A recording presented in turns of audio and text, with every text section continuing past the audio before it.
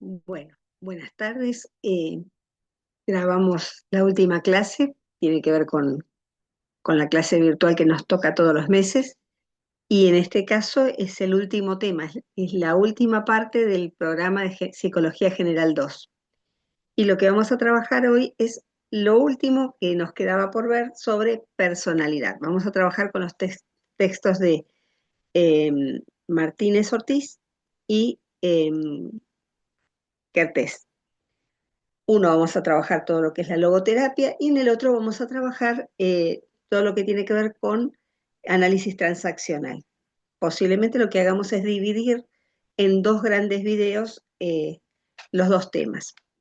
Si un poco hacemos un repaso sobre el concepto de personalidad, veíamos que estaba compuesta por el temperamento y el carácter, tiene que ver con esta forma de ser que nos hace diferenciarnos del resto y a su vez nos hace integrarnos a lo que es la especie humana, ¿no es cierto? Es una forma, es la resultante orgánica, única, es dinámica de este proceso de diferenciarnos e integrarnos en el mundo. Bueno, para hablar un poco de lo que es la logoterapia, porque vimos distintas teorías, habíamos visto todo lo que eran las teorías psicodinámicas, las teorías de los rasgos, vimos todas las teorías, ya vimos los grupos de teorías en la clase anterior, nos faltaban ver estas dos que, vamos a ver si podemos avanzar, ahí está. La primera que vamos a trabajar es la psicoterapia centrada en el sentido, con los aportes de Jaspers y Frankl. Eh, Les hago una aclaración. Fíjense que vamos a trabajar del capítulo 1 de Martínez Ortiz, pero no vamos a trabajar todo, sino distintos grupos de páginas, ¿sí? De todos modos, para empezar a hablar de la psicoterapia centrada en el sentido, tenemos que hablar de lo que es el existencialismo, porque si bien es cierto que eh, los dos, tanto Jaspers como Frankl, trabajaron desde la medicina en lo que es salud y salud mental, eh, más que tener influencia desde lo psicológico o desde la psicología, ahí está, de la psicología, tuvieron una gran influencia que tiene que ver con la filosofía, particularmente el existencialismo. El existencialismo es una corriente filosófica que se desarrolla sobre todo después de la Segunda Guerra Mundial, en donde queda en evidencia que o sostienen que el ser humano está arrojado al mundo, ¿no? Y que esta existencia, su existir, eh, está como, la palabra no es forzado, pero está arrojado al mundo y que en base a la calidad o a cómo elija existir, va a ser su esencia. Entonces hay conceptos claves como estamos condenados a ser libres. La libertad ocupa un lugar central en el tema eh, del existencialismo. Si bien es cierto que hay un existencialismo más de tipo ateo y uno más de tipo religioso, o con una mirada teísta, en ambos casos se trabaja también todo lo que tiene que ver con la búsqueda del sentido, ¿no? Con el para qué estamos. Y en este caso, Jaspers y Frankl, si bien no hubo demasiada influencia mutua, por ahí Frankl tiene más influencia desde filósofos tales como Martin Buber. Fíjense que hay diferencias en cuanto a edad y a época de nacimiento. Los dos tienen miradas parecidas y coinciden en muchos aspectos. Vamos a decir primero que Jaspers no les puse los nombres, les puse las fotos. Jaspers es alemán, nació fines del siglo XIX. Si bien tienen los dos el cargo o la vocación por la psiquiatría, también por la filosofía, eh, con el tema de la búsqueda de las situaciones límite, ¿no? Y el afrontar situaciones límites, Jaspers hace toda una mirada sobre lo que es el ser humano. Eh, por eso justamente trabaja desde el existencialismo. Y también hace una mirada, arranca primero como psiquiatra, después se aboca a la filosofía, y también hace una crítica a su pueblo, Alemania, por la participación, por cómo hicieron uso de la libertad o cómo no hicieron un adecuado uso de la libertad, dando paso a lo que fue el nazismo. Eh, Víctor Frankl fue neurólogo, fue psiquiatra, fue filósofo y estuvo atravesado por todo lo que tiene que ver con la Segunda Guerra Mundial. Estuvo prisionero en un campo de concentración, vio partir a toda su familia, vio morir a toda su familia, y después fue muy difícil su, su vida, sobre todo los primeros tiempos, luego del salir de los centros de concentración. Entonces, sí, algo que lo fue manteniendo durante ese tiempo, a pesar de que tuvo intentos de suicidio y todo, fue la búsqueda del sentido, encontrar un para qué estaba viviendo lo que tenía que vivir y un para qué sostenerse a pesar de todo, ¿no? Encontrar un sentido. Bueno, habiendo hecho esta breve presentación, vamos a hacer un poco, vamos a ir viendo qué aspectos tienen en común estos autores, cuáles son los elementos en los que se parecen o que opinan parecido, aunque a veces usen conceptos diferentes. El primero es con respecto a la visión epistemológica, es decir, cuál es su mirada con respecto a la ciencia. Bueno, hablan fundamentalmente de las ciencias del espíritu, ¿no? Y de las ciencias naturales, es decir, eh, después de, después de Kant, cuando empieza a haber una separación entre lo que son las ciencias de la naturaleza y la filosofía, a posteriori, ya a principios del siglo XX, se hace una diferenciación con respecto a lo que son las ciencias de la naturaleza y las ciencias del espíritu. Las ciencias del espíritu eran las consideradas dentro de la gama de la psicología, ¿no? Ya ahí la psicología se separa de la filosofía y ya empieza a haber esta diferenciación entre las ciencias naturales, que son las ciencias como medicina y demás, y después las ciencias del espíritu. De todos modos, ellos plantean que en esta mirada sobre el estudio de la ciencia no hay mayor riesgo con respecto a hablar de la universalidad, del valor universal de las ciencias. Buen fallido. Pero sí consideran que hay un riesgo muy, muy grande en considerar que la cuestión desde lo científico, tomar la ciencia como un valor absoluto en sí mismo, ¿no? Y un saber total, como que la ciencia es la dueña de todas las verdades y que a su vez una mirada particular dentro de una de estas ciencias eh, es la única que tiene validez. Porque entonces dice que esta mirada absolutista lo que hace es reducir lo que es la mirada sobre el ser humano. Y entonces eso hace que se pierda la mirada del hombre en totalidad. Entonces, la visión epistemológica hablan de una mirada científica, pero con mucho cuidado, porque no sea cuestión que las ciencias naturales tapen a las ciencias del espíritu y que no sea cuestión que estas ciencias naturales se conviertan en absolutistas, porque dice que después, cuando se absolutizan, convierten a la ciencia en un dogmatismo, ¿no? Y en una ideología. Otra de las cuestiones de las que tienen en cuenta es el tema de la dignidad de la persona.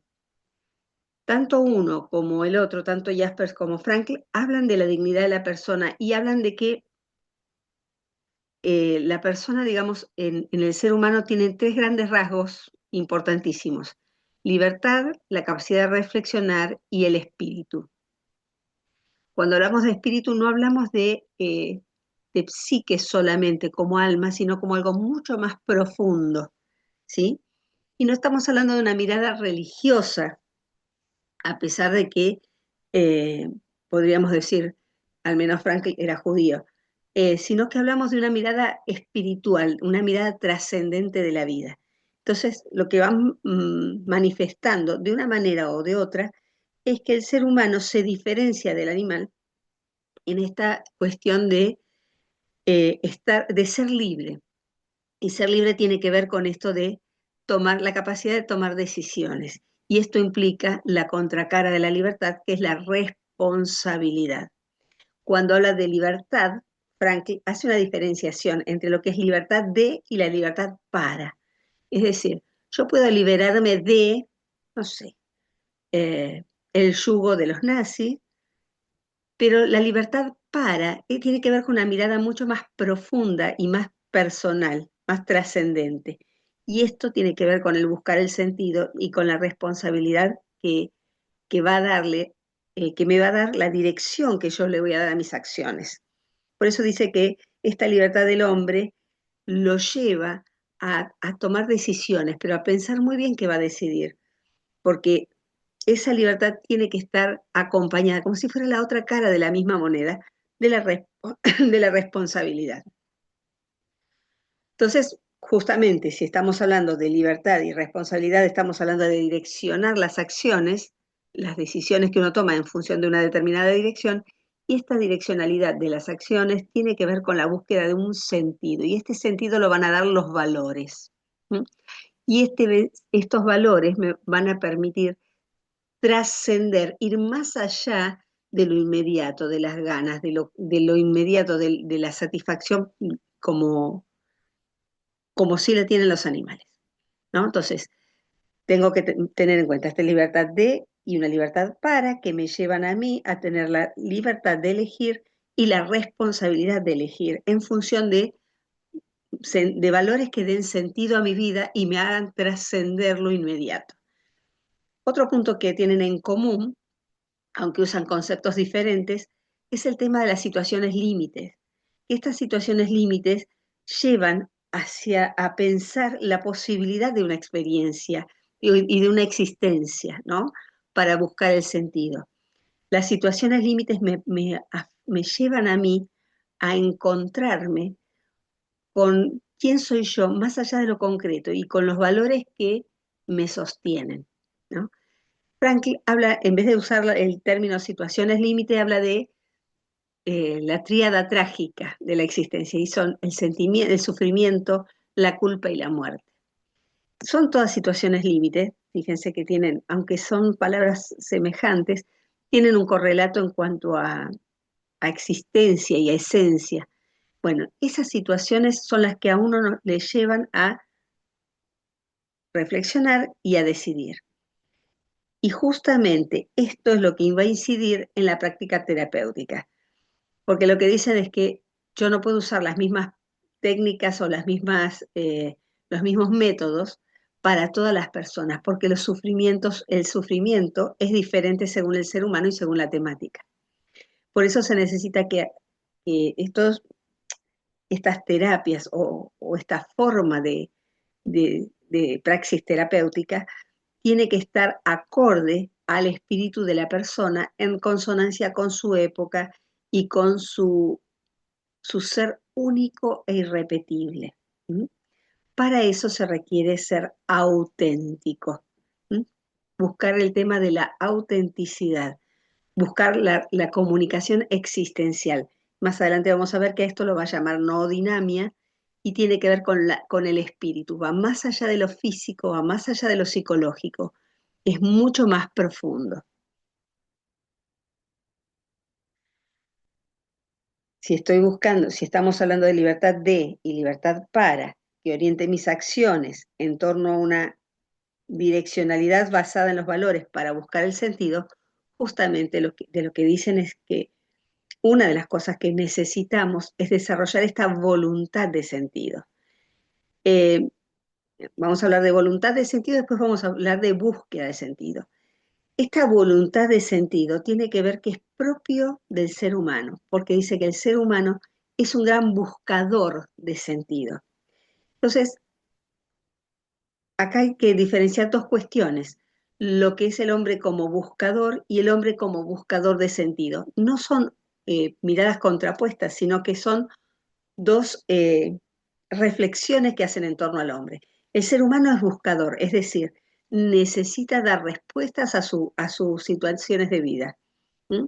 Necesita eh, responder frente a estas cuestiones de la libertad, frente a estas cuestiones de la muerte, frente a estas cuestiones de la toma de decisiones y la responsabilidad. Todos buscamos eh, respuestas a la vida. todos, ¿no?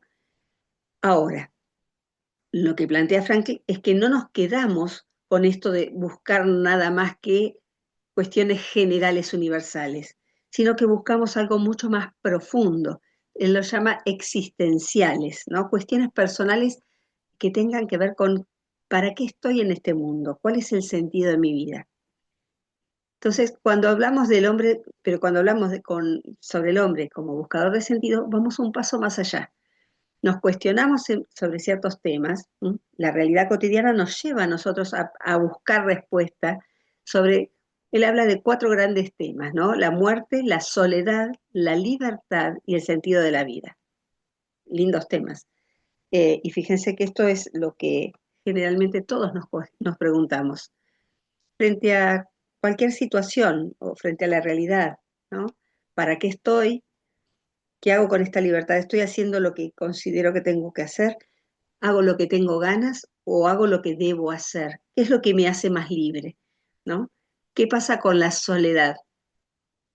¿Qué pasa en esta época donde estamos todos hipercomunicados y cada vez es mayor la soledad y las dificultades de comunicación? ¿Qué pasa con la muerte? ¿Se termina todo acá? ¿Tenemos un sentido de trascendencia? ¿Qué pasa cuando nos morimos o cuando se va alguien amado por nosotros, ¿no? Todo esto se lo cuestiona y se lo cuestiona de 2 maneras, desde la filosofía, pero desde la filosofía también aplicada a su vivencia, a todo lo que tiene que ver con lo que fue tan doloroso, pero también lo usó en forma resiliente en el campo de concentración. Entonces, frente a estas cuestiones buscamos respuestas. Y esto hace que busquemos y que desarrollemos estas potencialidades, estas potencias, él las llama apetitos, que tienen que ver con lo psíquico, con lo físico, tiene que ver con lo psicológico y tiene que ver con lo espiritual.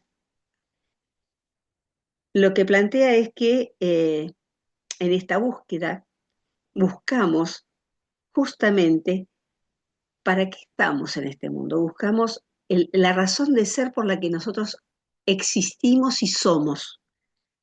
Y hasta que no encontremos respuesta, vamos a sentirnos como insatisfechos.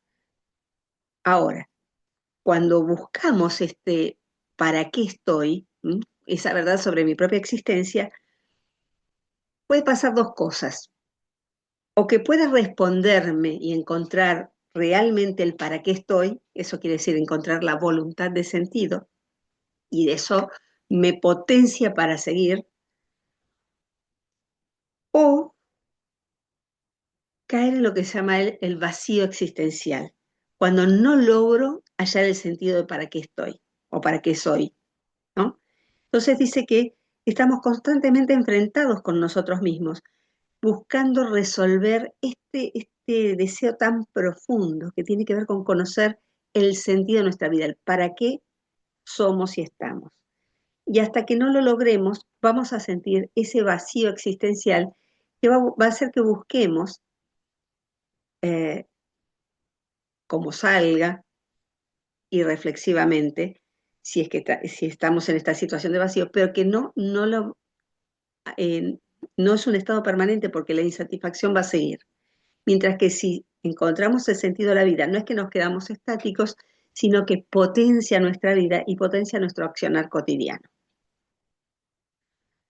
Entonces, sí aclara Víctor Frankl que el vacío existencial no es una patología, pero sí es una consecuencia de esta frustración por no hallar el sentido.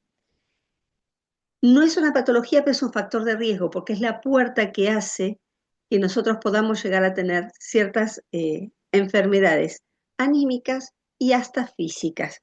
¿Mm? En esto coincide con muchos autores, pero Frank lo que quiere dejar claro es que, así como hablábamos de motivación en general uno, él habla de que la voluntad del sentido no es ni una pulsión, ni un impulso, ni un instinto. Es una intencionalidad, es algo que se busca. ¿M? Y en esto es la gran diferencia con el psicoanálisis. Entonces dice que diferencia lo que es la pulsión, dice que el hombre, según el psicoanálisis, el hombre se ha empujado por las pulsiones, pero el sentido de la vida atrae. ¿M? O sea, es una gran como invitación. Y esta invitación a ser en plenitud, a vivir en plenitud, a encontrar el sentido de la vida, lo único que hace en nosotros es no dejarnos estáticos, porque cuando nos sentimos así de plenos, desbordamos de nosotros mismos. Esto es una interpretación, una explicación mía. No nos podemos quedar callados, no nos podemos quedar cerrados. Necesitamos abrirnos a la existencia misma. ¿M? Y nuestras tomas de decisiones van a ser cada vez más apuntadas al sentido, apuntadas a los valores, y hace que nos sintamos en plenitud. Coinciden Frankl y Jaspers en que entonces tenemos la capacidad, la facultad de elegir. ¿M? Las dos caras de la misma moneda, la libertad y y la responsabilidad. A veces tengo lo que me atrae, lo que me impulsa, esto de la pulsión, ¿no? Y por otra parte, lo que me atrae, esta cuestión de los valores y los sentidos. La decisión es absolutamente mía, libre, y ahí no hay quien me condicione. Soy yo. Puedo decir, estoy condicionada por tales o cuales cosas, sí, pero la decisión es mía. Aun si elijo quedarme quieto y no resolver, eso es una decisión tomada. Entonces dice que esta necesidad de buscar el sentido es el gran motor o el primer motor que hace que me motive para avanzar. Y entonces acá hay una diferenciación muy grande que se hace entre la voluntad de poder, la voluntad de placer y la voluntad de sentido. Freud, cuando habla de principio de placer o voluntad de placer, dice que, bueno, todos tenemos pulsiones y que buscamos satisfacer estas pulsiones para justamente vencer el displacer y lograr el equilibrio, lograr la distensión. Adler, ese que hablaba, no sé si se acuerdan de la teoría de Adler, que decía esto de eh, buscamos superarnos, ¿no? Dar lo mejor, dar lo máximo para vencer este complejo de inferioridad. Y también cuando lo logramos, distendemos. Lo que dice Franklin no, es que nosotros no buscamos ni placer ni poder, sino que el gran motor que mueve nuestras vidas tiene que ver con el sentido. Y que cuando no encontramos el sentido tenemos este gran vacío existencial. ¿Mm?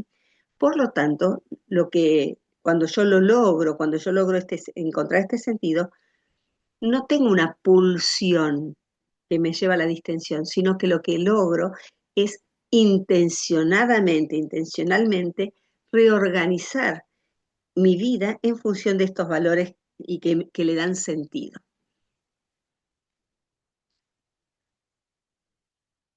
Lo que plantea Frankl es que esta voluntad de sentido es justamente lo que da coherencia a la vida, porque esto me permite a mí ordenarme en torno a un encuadre que va a regir mi vida.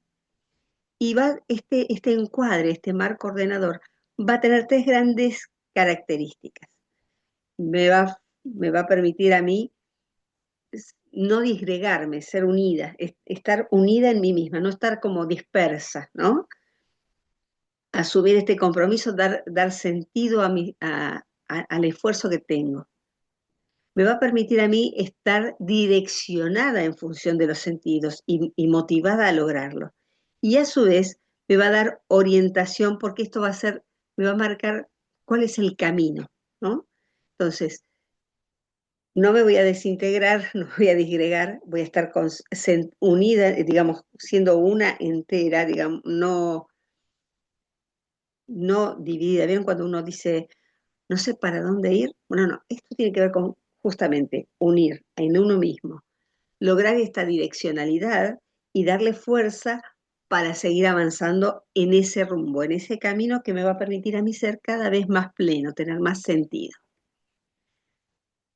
Esto siempre va a estar acompañado por la responsabilidad de responder frente a unos valores que son bienes en sí mismos y hace que me apele a mi persona para lograrlo, y esto le va a dar valor. ¿M? Y es un bien ser y un bien estar y es un bien en sí para mí mismo y me va a permitir saber hacia dónde voy y mantener constantemente, mantener este caminar hacia ese donde voy sin disgregarme. Me va a permitir tener coherencia interna y me va a permitir ser autónomo. Lo contrario es el vacío existencial. Cuando no puedo encontrar el sentido, trato de escaparme y de llenar ese vacío con diferentes aspectos, con la pavada, con las sustancias, eh, con todas las adicciones que pueda haber, ¿no? Entonces ahí yo me quedo mirando el aquí y ahora y pierdo de vista esta mirada trascendente, que va más, trascender es ir más allá de mí, ¿no? Eh, el vacío existencial no me ayuda, me paraliza, me hace quedar estancado en uno o en varios aspectos de la vida, y si no en todos, y hace que no pueda avanzar, que no pueda ir más allá de mí. Y entonces me quedo con lo inmanente, con lo propio, con lo inmediato, sintiéndome cada vez más centrado, más insatisfecho, más vacío. Dijimos que hasta ahora teníamos la mirada con respecto a la ciencia, coincidían Frankl y Jaspers, la búsqueda de sentido y el sentido en sí mismo. Y acá dice que el hombre cuando busca este sentido y lo encuentra, se constituye en un sí mismo. Acuérdense de Damasio y de Frankl al principio cuando hablamos de conciencia, ¿no? Este sí mismo, encontrarnos en nosotros y centrarnos en nosotros, ¿no? Esto es tomar conciencia, esto es personalidad. Dice que siempre estamos buscando respuestas. Algunas respuestas son cotidianas, pero no terminan de resolvernos esta expectativa, porque a veces la respuesta con lo físico y con lo psicológico no es suficiente. Hay un deseo más profundo, una necesidad última, y en esto tiene que ver con los valores espirituales, ¿no? Y con esto de los valores que tiene que ver con la espiritualidad o los recursos no éticos, sino no éticos, todo junto. No ético quiere decir espiritual. Entonces, esto hace que nos movamos en búsqueda de la mejor versión de nosotros mismos, ¿no? ¿Quién quiero llegar a ser? ¿Qué es lo que tengo como para poder hacerlo? ¿Cómo relaciono esto que soy hoy con esto que quiero llegar a ser y los obstáculos que tengo? Lo valoro, lo visualizo, acepto lo que puedo avanzar y hacer, acepto lo que no voy a poder hacer y en base a esto me proyecto, ¿no? Esto tiene que ver con la actitud de autodistanciamiento, poderme ver desde afuera para orientar mis acciones en función de la búsqueda de estos valores espirituales, de estos recursos no éticos. Y aquí el concepto clave es el de la autotrascendencia, es la capacidad intencional, es decir, decidida, probada, ¿m? Es la capacidad intencional de la conciencia para dirigirnos hacia ese algo o ese alguien significativo. Entonces, Franklin lo que plantea es que esta trascendencia, el ir más allá del aquí y ahora, es la esencia del ser humano. ¿M? Yo soy yo, pero no soy yo en este tiempo y en este espacio solamente, sino que estoy sembrando y estoy trabajando para ir más allá de mí. No solo para que me recuerden los que me siguen, sino para no quedarme en el aquí y ahora, para buscar los valores más altos para conducir mi vida. Entonces dice que de esta capacidad de dirigirme hacia lo más sublime, hacia lo más significativo, de ahí surge la voluntad de sentido, buscar este sentido, que dice que además tiene como un efecto colateral y tiene que ver con la felicidad. No habla de alegría, habla de felicidad como valor mucho más profundo, como sentimiento más profundo, ¿no? Y que esa esa sensación de plenitud, esa felicidad. Vuelvo a decir, no es alegría, la alegría es momentánea. Lo que plantea la felicidad es un gozo mucho más profundo, que puede estar inclusive, es esa paz interna que está más allá de si estoy pasando un buen o mal momento. ¿M? Y que esto va a permitir que yo me autorrealice, ¿no? Trabajando, el tema, digamos, logrando este, este sentido y este amor. Es un amor que va más allá, que es un amor existencial, ¿no? Y se manifiesta hacia todos y en todos. Entonces dice que la conciencia intencional, esa conciencia de algo, es una parte, un componente de la autotrascendencia. Pero no solo tiene que ver con un objeto en sí, sino que tiene que ver con lo espiritual, ¿no? Con la captación de objetos intencionales que tengan valor. ¿M? Y esto le va a dar sentido. En síntesis, podemos decir que en este párrafo es justo de transcripto de Franke, plantea esto, ¿no? Y esta capacidad de trascendernos tiene como consecuencia capacidades que nos permitan a nosotros vivir en plenitud. ¿Para qué? Para amar, para encontrarnos con el otro, para descubrir sentido y valores, para captar selectivamente la realidad. ¿Por qué selectivamente? No es que vamos a captar una parte sí y una parte no, sino porque vamos a ver todo, pero vamos a elegir entre lo bueno, lo mejor. Por eso se dice dice, un efecto de la autotrascendencia es esta capacidad de diferenciarme. ¿M?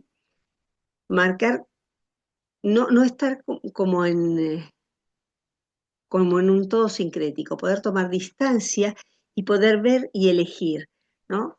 Y en este diferenciarme de las cosas y de los otros me va a permitir, esta diferenciación me va a permitir integrarme en el mundo, pero integrarme, no estar pegoteado, ¿no?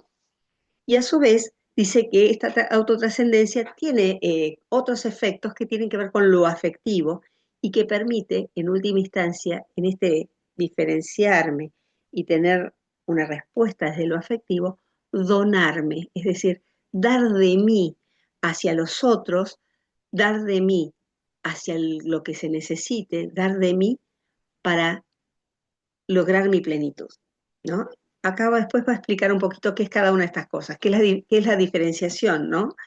Tiene que ver con eh, tomar distancia del otro para reconocerlo como un semejante, como una persona también cargada de sentido, y entonces, entre el sentido de mi vida y el sentido que le encuentro en la vida de los otros, lograr lo que es el encuentro. Dice que cada uno de nosotros, acá estoy hablando ya desde de otro existencialista y otro humanista, que es Alfonso López Quintas, habla de justamente del encuentro, ¿no? Que cada persona no es un objeto, sino que es un ámbito de posibilidades, es mucho más amplio.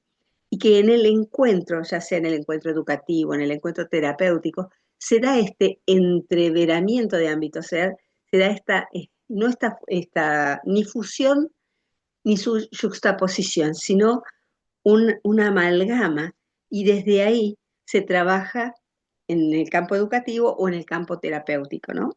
Entonces, reconocer qué es lo propio, qué es lo ajeno, sin, sin superponernos, ¿no? Respetar al otro, eh, marcar, describir qué es lo propio y qué es lo del otro, para poder mantener el espacio de cada uno y desde ahí lograr un encuentro respetuoso, ¿no? Y auténtico. También habla de la afectación, ¿se acuerdan que habíamos dicho que también tiene que ver con la afectividad, ¿no? Entre este ser y el deber ser hay una serie de tensión. Y en esto tiene que ver los valores, que son los que convocan a lograr esta percepción afectiva y lograr la felicidad, ¿no? Eh, los límites se imponen, pero los valores no se imponen, los valores atraen, los valores invitan. Entonces, esto hace que lo reconozcamos como bien y queramos lograr este bien y buscarlo. Esto tiene que ver con la afectación.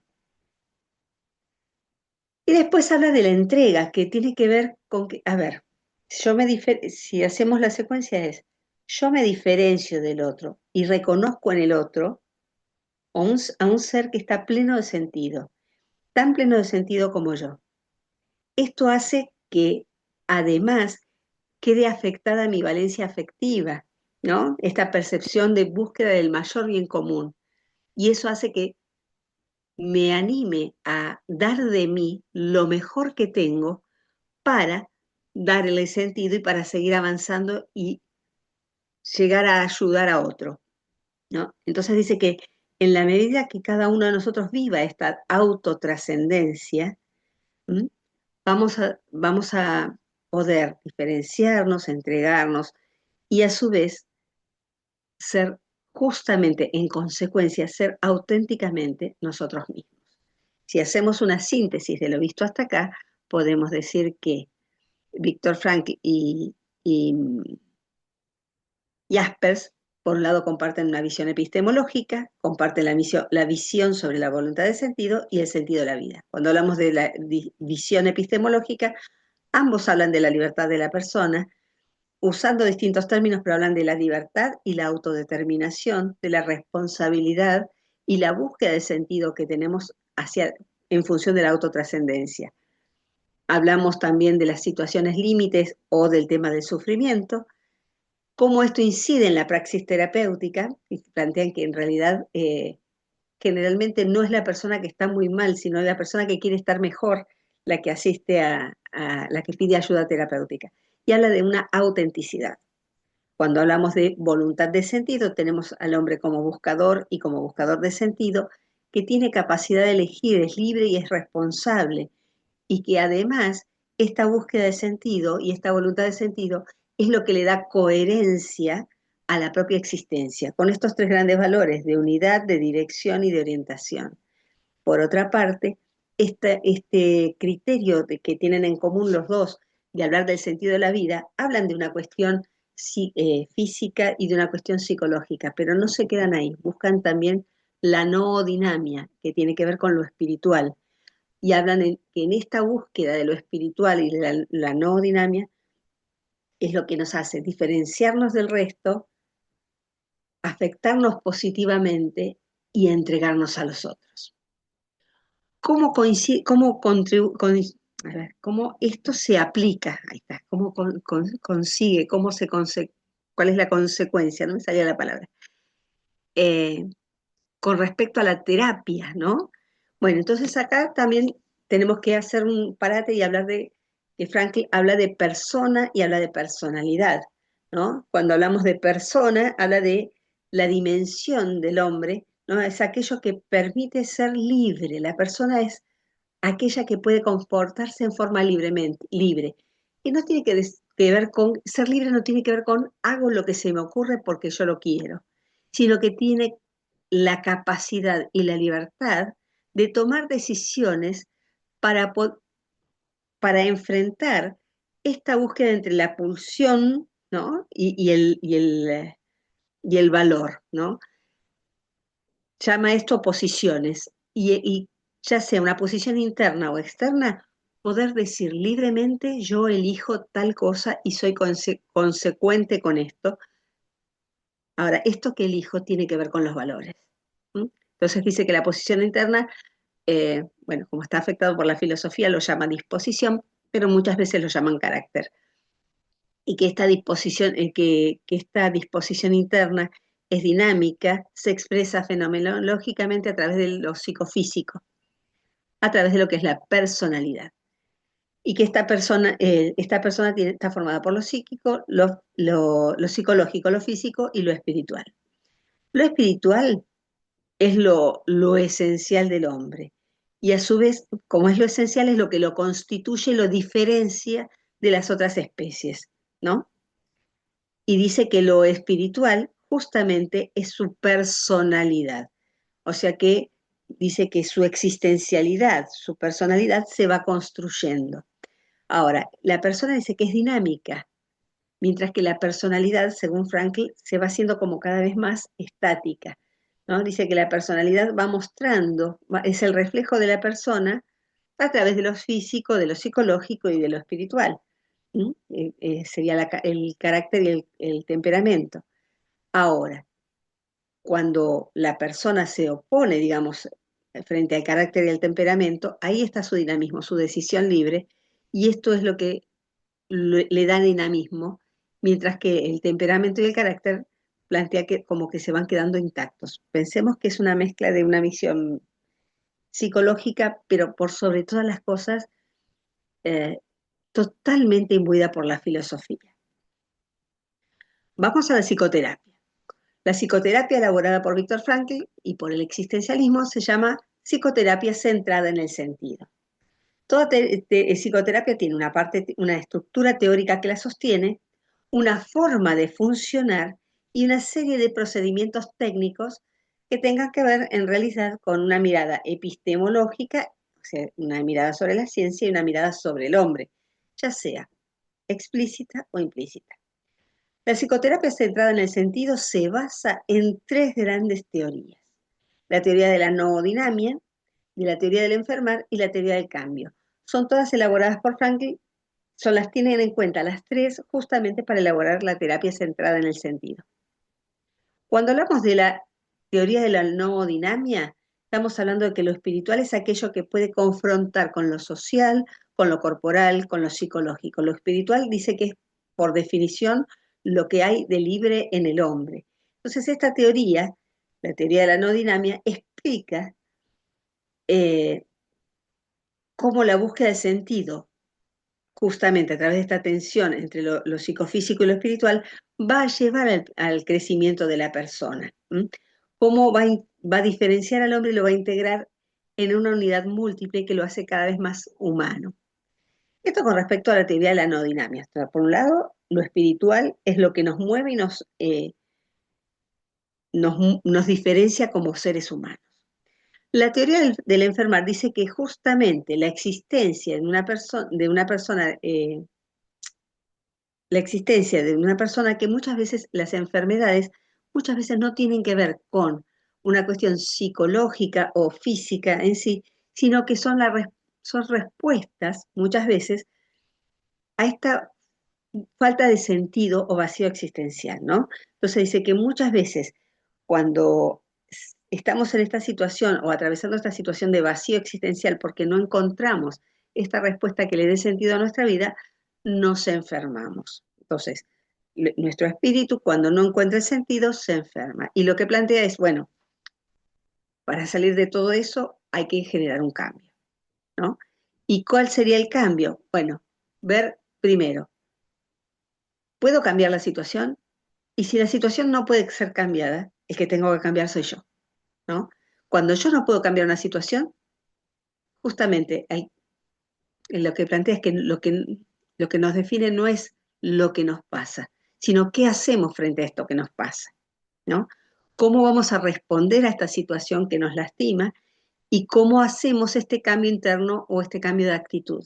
Si yo si no encontré el sentido, si tengo este vacío existencial, ¿cómo lo busco en mi vida cotidiana? Y si mi vida cotidiana está plagada de situaciones que son muy difíciles o imposibles de resolver, ¿cómo me posiciono yo para generar en mí el cambio que necesito? ¿No? No para adaptarme ciegamente, sino para encontrarle el sentido aún en esas situaciones que son dolorosas, ¿sí?